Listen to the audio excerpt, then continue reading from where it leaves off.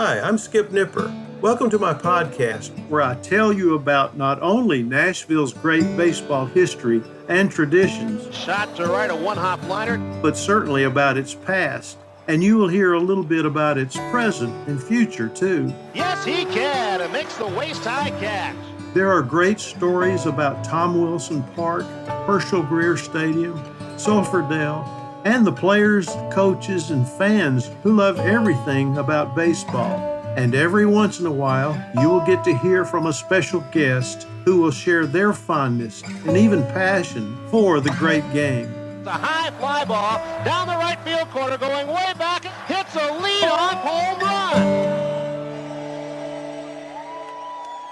As the final curtains began to lower on professional baseball in Nashville in 1963, and the iconic Sulphur Dell prepared to close its doors, Dr. Cleo Miller, a revered figure and former president of Vols Incorporated, the ownership group of the beloved ball club, sensed the profound loss the community would face with deep reverence for Nashville's baseball legacy.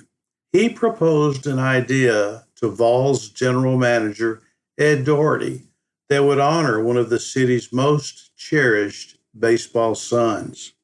This proposition was warmly embraced by two notable baseball aficionados from Nashville, Junie McBride and Jimmy Miller, whose enthusiasm quickly convinced Doherty to declare August the 30th, 1963, as George Archie Night at the ballpark, a fitting tribute to a local hero.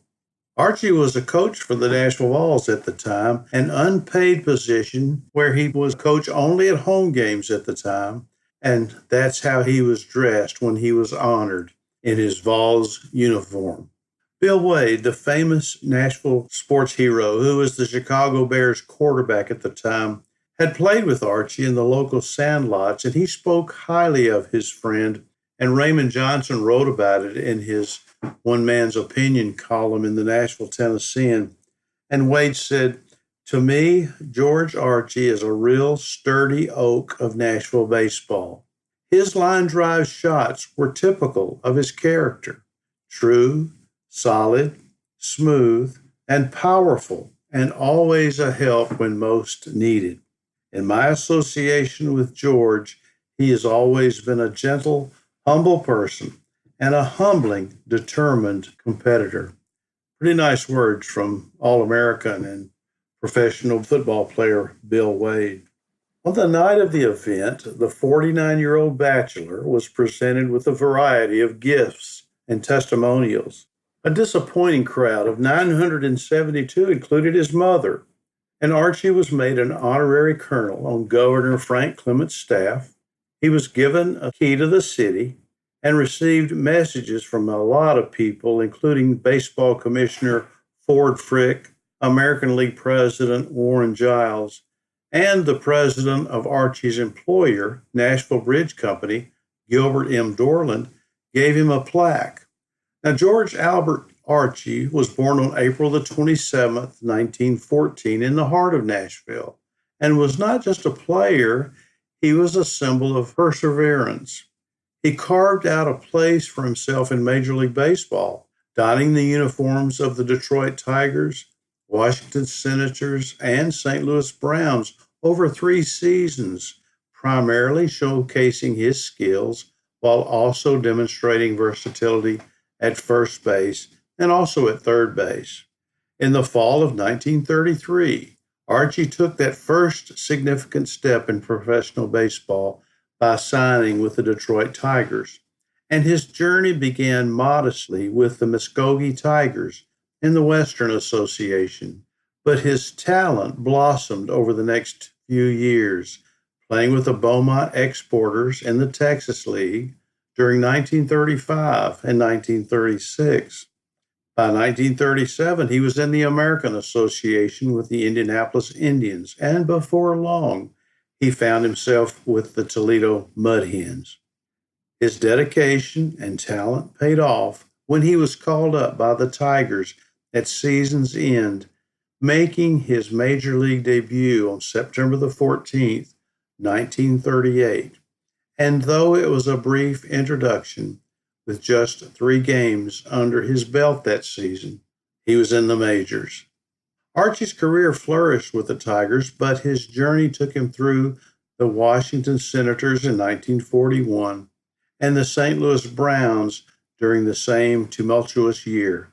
And again in 1946, his resilience shone brightly during his time with the Seattle Rainiers and the Pacific Coast League, where he astounded spectators with a .330 batting average in 1939.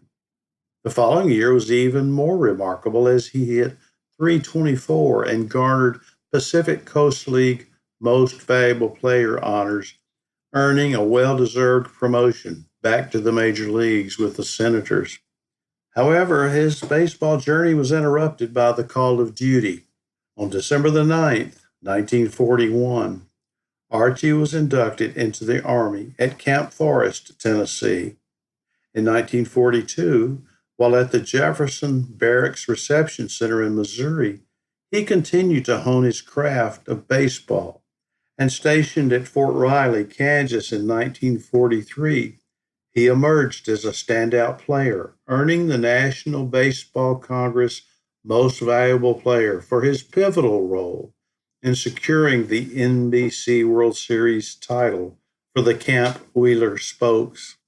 His service took him to Camp Shelby, Mississippi in 1944, and then overseas with the 65th Infantry Division, where he fought bravely in France and Germany. After the surrender of Germany, Archie took to the diamond once more, playing first base for the 65th Infantry Division baseball team alongside notable players like Harry Walker, Ken Heinzelman, and George Sharon, and together they claimed the Second Corps championship that year. Honorably discharged in January 1946, Archie returned to the Browns, but the scars of war, both physical and emotional, as you might imagine, had taken their toll. In an interview, he reflected in 1991, "I came back after the war, but I had lost too much, the eyesight and what speed I had."